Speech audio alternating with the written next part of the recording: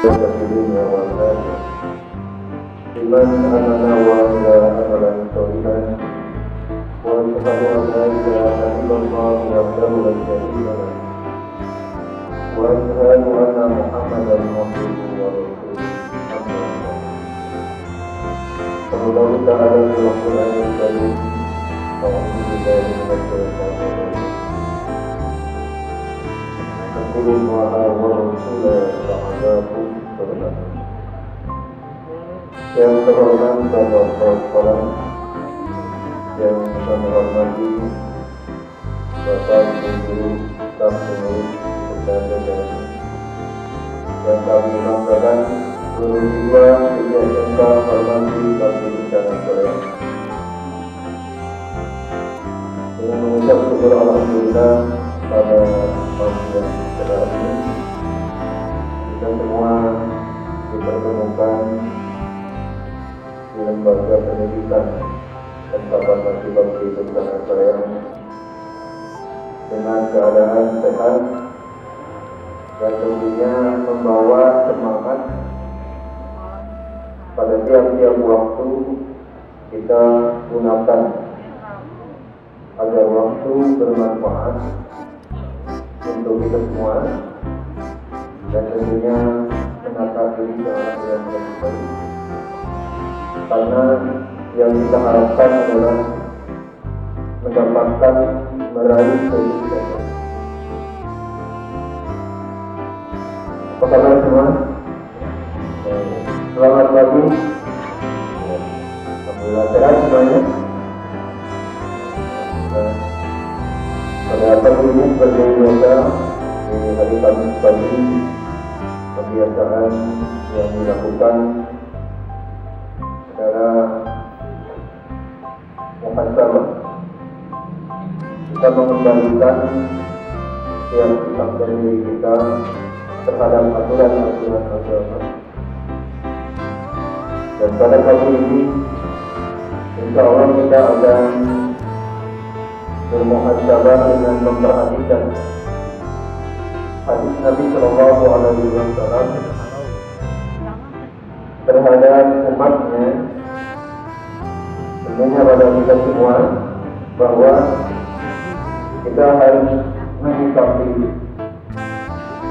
setiap kehidupan yang sedang kita hadapi, sedang kita lakukan, sedang kita alami dengan keterangan-keterangan Al-Quran dan Hadis,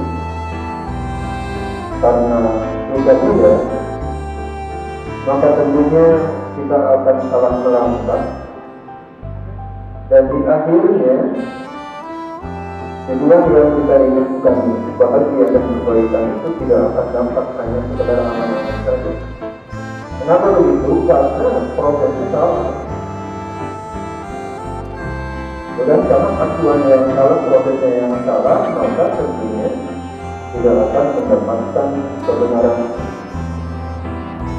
Mari kita perhatikan pada pagi ini hadis Nabi Shallallahu Alaihi Wasallam untuk merawat diri kita, menata iman dan takwa. Karena sekali lagi tujuan kita semua adalah ibadah, apapun. Nah, dalam hadis riwayat Imam At-Tabrani dalam Mujam Al-Awsat atau riwayat Abu Ya'la, An Anas radhiyallahu anhu qala, hadis diterima dari sahabat Anas, semoga Allah meridhai kepadanya. Qala Rasulullah sallallahu alaihi wasallam, Rasulullah sallallahu alaihi wasallam bersabda, Salatun mukhlisatun, ada tiga perkara, tiga hal yang akan membinasakan. Tentunya kalau tiga hal itu ada pada diri kita, maka kata Rasulullah SAW, kita akan binasa. Artinya kita tidak akan mendapatkan tujuan yang kita harapkan itu, yaitu kebahagiaan dan kebaikan. Apa yang pertama? Di antaranya adalah syukur muta'un, mentaati kebahilan, mentaati kebahilan. Nah, jadi sifat badul al-kufru itu bukan hanya dari segi urusan harta, termasuk dalam urusan yang lain. Jadi yang disebut al-hulu kebaikan itu baik memberi dan juga menerima. Jadi ya, baik memberi dan menerima. Nah, bakhil dalam segi harta biasanya diartikan tidak mau memberi, tidak mau memberi. Itu artinya umur itu al-ikhlas, payah, menjut, mereka tetap jadi berkesaksian. Ya, jadi ikhlas. Nah, itulah yang dikatakan tidak mau menolak melakukan sesuatu kebaikan. Sekarang yang jadi pertanyaan, ketika kita memberikan sesuatu kepada orang lain, nah, kebaikan itu untuk siapa? Kebaikan itu untuk siapa? Nah, untuk diri kita dan juga untuk orang lain. Jadi sifat harta itu baik bagi diri dan untuk orang lain. Maka disebutkan di sana ada yang namanya riqatul kafayah al-ihsanu minal makrum. Adanya sifat rasa saling menyayangi, saling mengasihi karena adanya saling membantu dan tolong menolong. Dari memberi dan menerima yang ridho dan ikhlas, maka di sana akan terjadi sifat-sifat kasih sayang itu sendiri, saling menyayangi, saling mengasihi. Nah, jadi ketika orang mentaati kebaikan itu tidak mau menyayangi orang lain, disebabkan karena adanya sikap dalam diri yang dikatakan menolak kepada kebaikan itu. Karena sifat bakhil itu akan menunjukkan kebencian. Sifat bakhil akan menunjukkan kebencian. Ketika orang meminta bantuan, meminta tolong pada orang lain yang dikatakan mampu, kemudian orang yang mampu tidak mau membantu, di antaranya akan muncul sifat-sifat kejahatan dari orang-orang yang merasa bahwa orang tersebut orang-orang yang tidak mau membantu dan tidak akan membantu. Nah, itulah di antaranya. Jadi mentaati kebaikan bukan hanya harta saja. Nah, contoh saja, kalau kalian di sini pada masa dalam sekolah tidak mau membaca, tidak gemar membaca, tidak menggali ilmu dengan berliterasi dan sebagainya, itu artinya kalian bersifat bakhil, mentaati kebaikan. Artinya menolak diri untuk menerima ilmu, menolak diri untuk menerima kebaikan. Apalagi kalau misalkan kalian sudah tahu ilmunya ini salah dan itu benar, kalian masih melakukan yang salah dan yang benar ditinggalkan, nah maka itu pun sama disebutnya bakhil. Orang yang tidak mau mengeluarkan harta, orang yang tidak mau menuntut ilmu, orang yang tidak mau mengamalkan ilmunya, itu orang-orang yang mentaati kebaikan. Artinya dia akan sulit berbuat baik. Jadi yang pertama, yang kedua, wahwan mutabah, itu mengikuti hawa nafsu. Kenapa orang itu bersikap bakhil? Karena yang diikuti apa? Nafsu keinginan dia, ya. Jadi nafsu itu yang mereka ikuti, yang mereka anggap benar itu adalah perilaku mereka, ya. Jadi ketika bertanya para sahabat, kenapa pada Aisyah bertanya, kapan orang itu berbuat salah? Kapan orang itu berbuat salah? Kapan orang itu berbuat salah? Nah, kapan orang itu berbuat salah? Ketika dia melakukan sesuatu yang menurut dia benar. Itu jawabannya. Aisyah menjawab begitu. Kapan orang melakukan kesalahan? Ketika dia melakukan sesuatu yang dia anggap benar. Maka wahawan mutabakun hawa nafsu akan mengikutinya. Apa contohnya? Yang ketiga yang membinasakan itu adalah ujungul mar'i binafsihi minal. Dia menyombongkan diri, membanggakan diri bahwa dia benar, sehingga ketika dia melakukan yang benar itu, nah, dia bersikap sombong, artinya tidak mau, nah, tidak mau berenang dan tidak mau dianggap salah meskipun salah. Harus selalu benar. Ketika orang harus kalau benar di mata orang dan bagi dirinya, maka itulah menjadi orang yang membangun yang bertahan wahawan ketabian yang mengikuti hawa nafsu. Maka orang seperti itu akan bersikap apa? Dia akan bersikap apa yang dia lakukan benar, dan kebenaran itu diinginkan orang dan dinilai orang supaya dia menjadi orang hebat. Nah itu dianggap. Ya, orang yang tidak mau dinasehati, sulit dinasehati untuk benar, itulah contoh orang yang mengikuti hawa nafsu, mentaati kebaikan, kemudian apalagi menyombongkan diri bahwa tidak perlu saya dikoreksi, tidak perlu saya dinasehati. Nah itulah orang-orang yang mublikan, orang-orang yang akan binasa, tidak akan bertemu dengan kebaikan. Sebaliknya wasalatun mujiatun, ada juga orang yang sedang melakukan itu, dia akan mendapatkan mujiat, kebaikan bagi diri. Apa di antaranya? Yang pertama, ungkapannya al-qaddu minal fitnah wal faqr,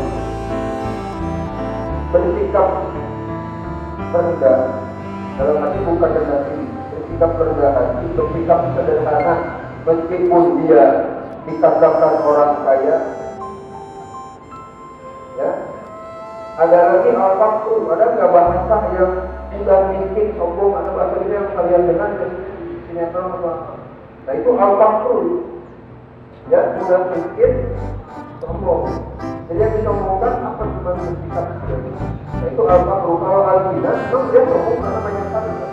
Tapi orang yang akan memberikan kebaikan, orang yang akan memberikan kebaikan adalah orang yang bisa dia menjadi orang kaya ataupun dia menjadi orang yang miskin.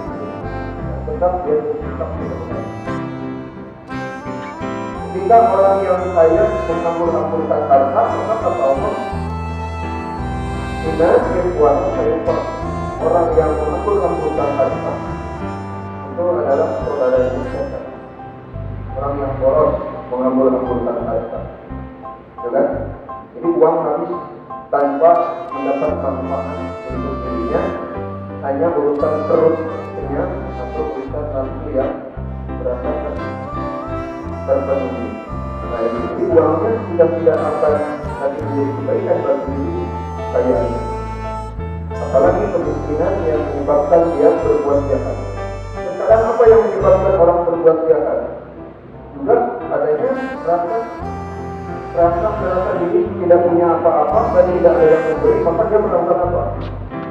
Melakukan kejahatan. Ketika di satu negara banyak kejahatan, maka pemimpin yang tidak bisa adil terhadap rakyatnya, maka yang terjadi kesenjangan, yang kaya semakin kaya, miskin semakin.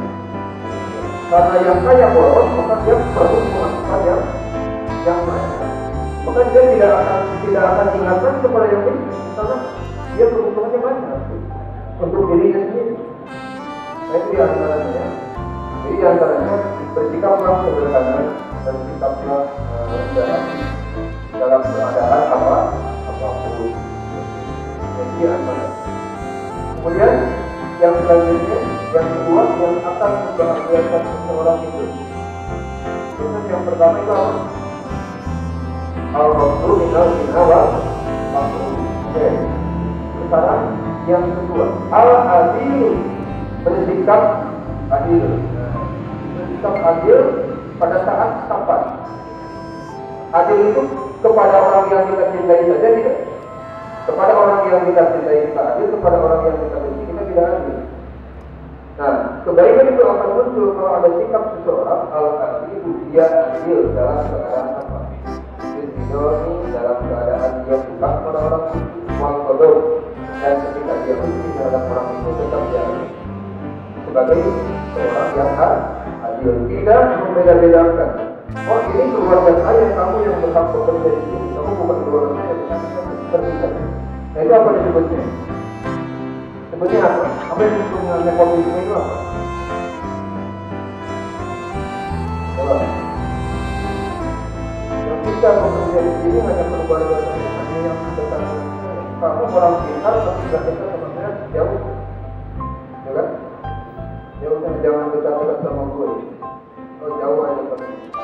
Padahal orang itu cerdas, orang itu pintar, dia berkemampuan untuk menjadi seorang pemimpin, tapi karena tidak punya itu, maka dia tidak diperlakukan dengan adil. Ya, nah itu yang terjadi. Di negara mana yang terjadi seperti ini? Di negara mana? Itu negara kalian? Bukan. Di negara mana yang terjadi begitu? Ya, nah itu biasanya orang bodoh bisa menjadi pemimpin karena ada kedekatan baik politik atau kedekatan dalam famili dan sebagainya. Ya, tidak ada lagi kalau kita seperti itu. Oke, yang ketiga dan akhir. Yang terakhir itu kebaikan akan muncul dalam diri manusia dan kejahatan akan jauh dengan satu dan yang terakhir. Maka Fatullah takut kepada Allah. Nah ini salah satu. Hanya ini saja. Maka Fatullah takut kepada Allah Subhanahu wa Ta'ala pada saat diri wa'ala takut kepada Allah Subhanahu wa Ta'ala dalam keadaan sembunyi atau dalam keadaan walau yang tidak ada. Coba pemimpinnya dari dalam keadaan sendiri dan walau yang tidak dalam keadaan apa? Dalam keadaan barang-barang dalam keadaan barang-barang. Walau yang tidak itu dalam keadaan sembunyi atau terlihat pribadi. Ya, seperti orang jujur itu kalau mungkin ada orang lain ya, kalau tidak ada, nah berani berbohong. Jadi ketika tidak takut kepada Allah karena tidak ada orang lain, maka kita akan membunuh. Oke, contoh Imam Al-Ghazali kepada muridnya mengatakan bahwa silakan kamu sembelih ayam di tempat yang sepi yang tidak bisa dilihat oleh orang lain. Semua mencari tempat-tempat yang tidak ada orang. Setelah besoknya semua ayam yang sudah disembelih dikembalikan kepada Imam Al-Ghazali. Kemudian kata Imam Al-Ghazali, apakah kamu sudah menyembelih ayam di tempat yang jauh dari siapapun? Ya, ada satu orang yang dia berhak tolong ya. Pas pagi-pagi datang sudah menyembelih ayam, nanti kamu tiru, ini bagi kamu di pagi itu menjadi ayamnya.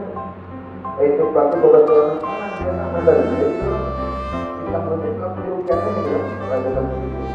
Jadi orang murid yang lain semua mau terima, kamu mau murid yang padahal banyak tempat-tempat yang tidak bisa dijangkau oleh orang. Tapi kenapa kamu tidak?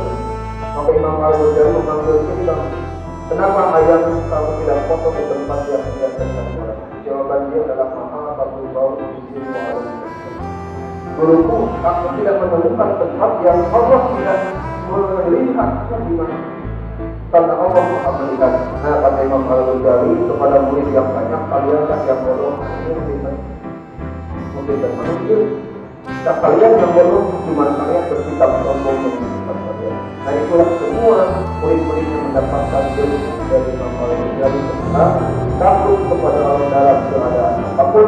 Kalau manusia tidak seperti itu, tidak akan terjadi kejahatan kepada dirinya dan tidak akan berbuat jahat karena takut kepada Allah Subhanahu wa Ta'ala. Mudah-mudahan iman kita, ketakwaan kita jadi kita bina supaya kita menjadi orang yang kuat dalam kesabaran, kuat dalam ketaatan kepada Allah Subhanahu wa Ta'ala. Kita tidak dapat disampaikan, mudah-mudahan kali ini kita mendapatkan berkat dari setiap apa yang kita lakukan, terutama kita bermuhasabah dengan memperhatikan keterangan Al-Quran dan Hadis. Kita akan mendapat petunjuk dan kita akan terang jelas dari Allah Subhanahu wa Ta'ala. Aku lupa ada wassalamualaikum warahmatullahi wabarakatuh. Assalamualaikum warahmatullahi wabarakatuh.